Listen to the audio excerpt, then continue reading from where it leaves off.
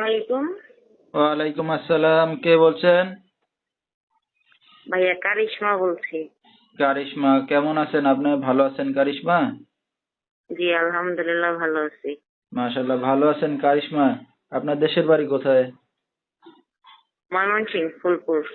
আচ্ছা, ময়মনসিংহ ফুলপুর। কোন জায়গা থাকেন এখন আপনি বর্তমানে?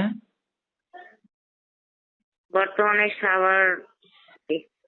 আচ্ছা, সাভার আছেন। কে কে আছে আপনার ফ্যামিলিতে? আমার মেয়ে, আমার ছোট বোন আর আমার মা। আচ্ছা, আপনার বিয়ে শাদী হয়েছে না? সন্তান আছে? জি, আচ্ছা, কারিশমা কি করেন এখন আপনি বর্তমানে? ডে কেয়ারে কাজ করি। আচ্ছা, তো আপনার স্বামী কি করে? সে নেই, আমি ডিভোর্সি। আচ্ছা, স্বামী ছাড়া আছেন কতদিন? 2.5 বছর। আচ্ছা, ঠিক আছে। তো দর্শক শুনতে থাকুন আজকে কারিশমার জীবনের গল্পগুলা। ধৈর্য সহকারে ফুল ভিডিওটি দেখলে মোবাইল নাম্বার পেয়ে যাবেন, সরাসরি যোগাযোগ করতে পারবেন কারিশমার সাথে। তো কারিশমা, আপনার বাবা কই? মারা গেছে। আচ্ছা, তো দেশের বাড়ি এখন ছেড়ে এখানে কি কারণে সাভার? দেশের বাড়িতে সমস্যা, এর জন্য ঢাকা শহর। আচ্ছা, আপনার মা কি করে এখন? বাসা বাড়িতে কাজ করে। আচ্ছা আচ্ছা, তো লেখাপড়া কতদূর করছেন আপনি কারিশমা? 8 পর্যন্ত। আচ্ছা, লেখাপড়া তো ভালোই করছেন। আপনার ছোট বোন কোনো কাজ বাজ করে না বাসাতেই থাকে? না, ও জুতের ফ্যাক্টরি চাকরি করে। আচ্ছা, তাহলে তো সবাই কাজ বাজ করেন। তো আপনি তো লেখাপড়া ভালোই করছেন। যাক, তো বিয়ে শাদিটা কি একাই করছিলেন না বাবা মা দেখে শুনে দিছিল? বাবা মা দেখে শুনে দিছিল। তো স্বামী ভালো ছিল না? না।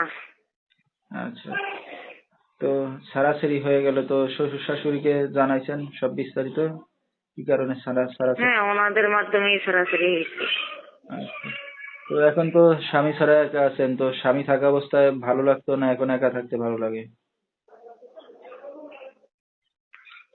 না, উনি নেশাবানি করতো, এর জন্য মানে ওনাদেরকে সবাই জানায় পরে ডিভোর্স নেওয়া হয়েছে।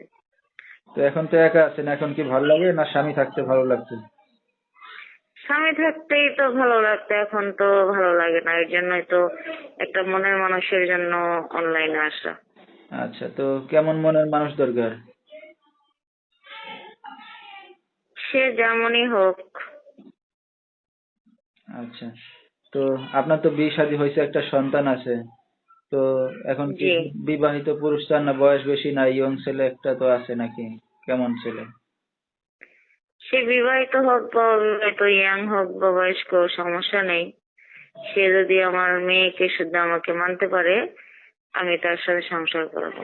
আচ্ছা, তো আপনার এই সে ভিডিও, যদি আমার পাশে দাঁড়ায়। আচ্ছা, আপনার এই ভিডিওটা অনলাইনে দর্শকদের মাঝে চলে যাবে, দর্শক ভাইরা কি যোগাযোগ করবে আপনার সাথে এখন? আপনাদের মাধ্যমে। আচ্ছা, তো মোবাইলের মাধ্যমে?